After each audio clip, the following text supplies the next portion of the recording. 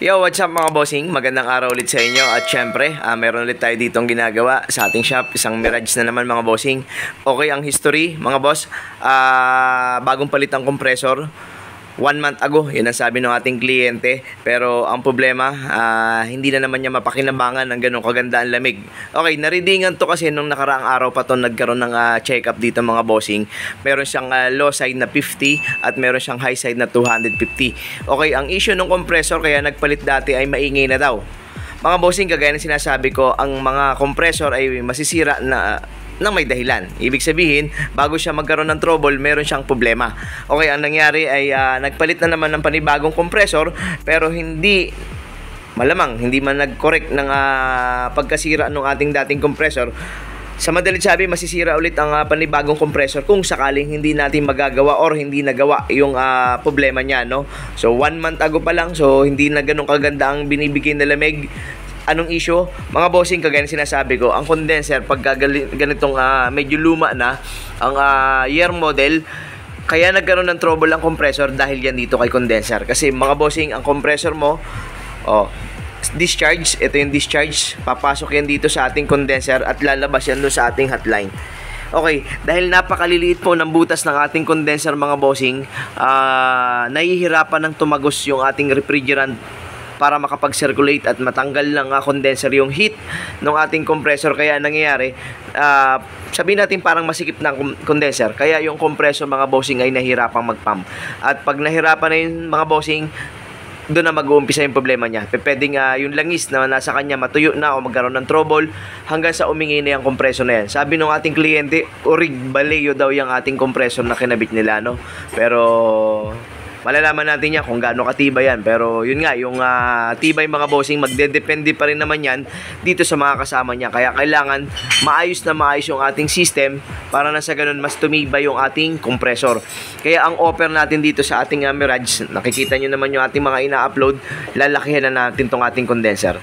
Okay, so effective naman yung ginagawa natin yon. May mga pagkakataon nga lang na talagang kailangan nating isabay, no? Kailangan natin gawin yung mga ganong trabaho.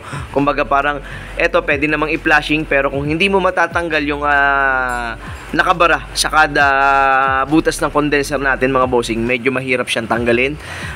Magkakaroon talaga ng problema pa, no? Tapos sayang lang yung gastos, yun ang pinakang problema ron, no? Sayang lang yung gastos, hindi naman maging effective at syempre madadamage pa yung ating bagong compressor. Kaya ang offer natin, tirahin na natin ng condenser yan. So yung fan, hindi ko lang alam kung kailan pinalitan yan. Expansion valve mga bossing, papalitan na rin natin yan. Tapos ipa-flashing natin yung matitirang system, no? O yun ang offer natin dito sa ating Mirage. Papakita ko sa inyo yung butas ng condenser nito mga bossing. Mga boss, ganito yung condenser, no? Ito yung laman sa loob. Ganito.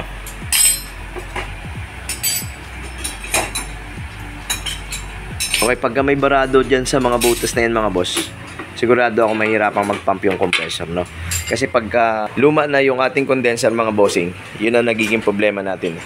O kaya ang offer natin dito, palitan ng panibagong condenser. Tapos tingnan natin yung reading mamaya pagka medyo sana makaabot tayo ng ating araw. Maaga pa naman mga bossing, mga 7 pa lang. Sana maabot natin yung araw at maobserbahan natin siya ng tanghali. Kasi yun ang pinakamagandang tasting mga bossing, yung tanghali.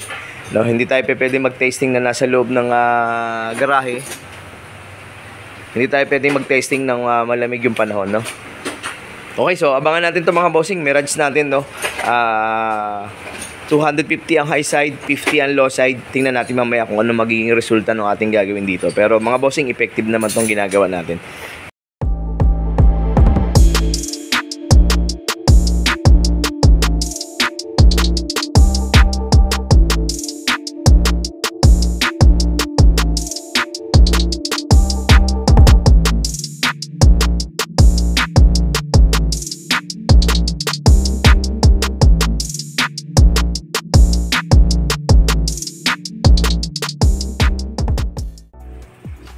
Okay mga bossing, ngayon na yung ating condenser. Naka-bracket na tayo. 2 bracket sa ilalim, ay sa ibabaw mga boss. Tapos 2 rin sa ilalim yan. Okay, yan yun. At ano pa ba? Compressor, change oil na natin yan. Expansion valve, bago na rin. Okay na lang, yan na lang. Paano kaya yung pan ito?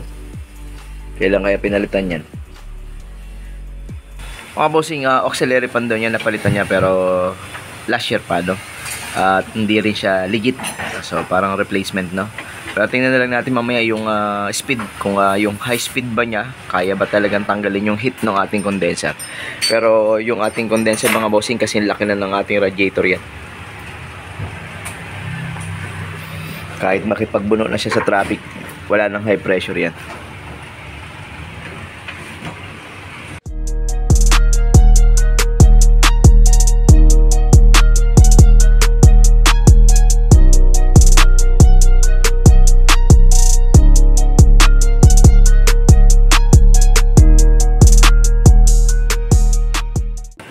Mga boss, nag-load na tayo ng Freon dito sa ating Mirage. Meron na tayong 30 low side, ang ating high side, walang 180. Okay, yan ang reading mga bossing. Malapit mag 180 mga bossing. Tapos 30 yung ating low side. Tingnan natin yung lamig sa loob mga bossing. Pinapakiramdaman namin yung compressor kung napuwersa na ba ng husto. May konti ng tunog, no? Pero mukhang tatagal pa naman dahil nasuportahan agad natin siya nung ating condenser. Okay, magte-testing tayo lamig sa loob mga bossing. Okay, binilad na rin natin siya dito sa labas, no? Bagamat natakpan ng ulap yung araw mga bossing, pero kahit pa paano may tumututok namang init. Mainit naman yung hangin pang tumatama. Tapos meron tayong lamig mga bossing sa loob na okay, pasado na to sa Grab mga boss. Ayan yung nakuha, mga nasa 8, 7. Sabi nung kasama natin kanina, nagsasais pa. Temperatura niya, lagyan natin 19. Hangin, naka number 3. Lagyan natin number 4. Tingnan natin kung hanggang saan. Pero malamig na mga boss, kasi yung temperatura na hinihingi natin na nakukuha naman niya. Okay, so very good naman tong ating Mirage. Pero mga bossing, effective naman kasi yung ating mga ginagawa dito sa ating Mirage, no?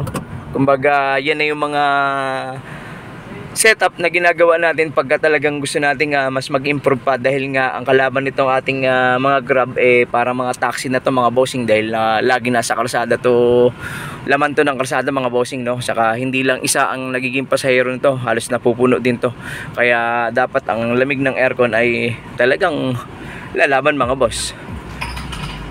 Pero very good naman yung nakuha lamig mga bossing. Naka number 4 na yung hangin natin, pero yung lamig niya hindi naman tumataas ng Gs. So pag nagpa-tasting tayo sa LTFRB, parang yun yata ang hinihingi sa kanila ay 10 degrees Celsius dun sa kanilang thermometer. Pero pasok na to mga bossing, pasok na. Okay, so tingnan na natin kung makapagpaalam tayo sa ating kliyente mga bossing. So busy siya doon sa labas. Ay naku, makakapagpalit na rin tayo ng camera natin mga bossing. At naantay lang natin yung blessing na dumating. So may target na tayong camera na pwede nating gamitin. At syempre isasabay natin yan dun sa ating Bulacan. Kailangan maganda rin yung ating camera mga boss, para makapag-offer na tayo ng mas kalidad nating video, no? Bukod sa ating mga ina-upload na pwede nyong makuhaan ng konting idea, no? Pero kagaya sinasabi ko mga bossing, no?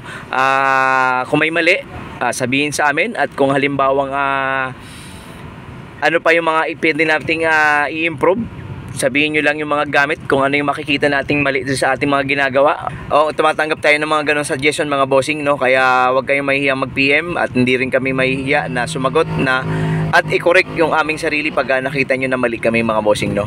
Okay, ayun lang. At pagandahin pa natin ang pagandahin kung ano yung pwede nating maibigay na improvement sa ating mga tinatrabaho at ginagawa mga boss, no? Okay. Okay mga bossing, at syempre magpapasalamat tayo sa ating kliyente, kay Sir Rick. Boss, maraming salamat ha. Tinetasting niya sa loob mga bossing, kasi sumakay siya para malaman niya kung tagus ba o abot ba sa likuran, no? Pero ano palagay mo Boss Rick? Very good? Ayos. Obserbahan mo, tapos syempre balitaan mo kami. Pero nagsabi naman yung ating reading at saka yung ating thermometer na very good na yan. So kahit lagyan mo ng 4 na pasahero yan, sigurado ako panalo pa rin yan. Hindi na magrereklamo yan. Okay, Boss Rick, salamat na marami. Ay, thank you. Thank you. Ayun lang mga bossing. So andun siya sa loob para obserbahan kung very good yung lamig, pero palagay ko naman mga bossing, pagbukas pa lang ng pinto natin talaga medyo pasok na yung lamig sa atin, no? Okay, thank you mga boss.